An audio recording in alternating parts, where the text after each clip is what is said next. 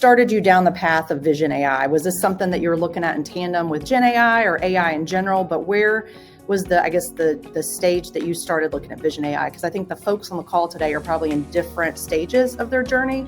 Some are just now trying to figure out where to put it. Some are, already implemented. So I would love to hear how your journey came about with the Vision piece of AI.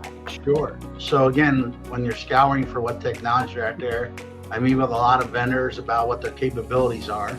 And when I get excited by something, I bring the business in, let them see that technology. And in the end, if they think there's a fit for them, we support them to use that technology. So we're doing our first proof of value with you guys doing Vision. And we have a lineup of projects after that, when we can prove out that the value's there.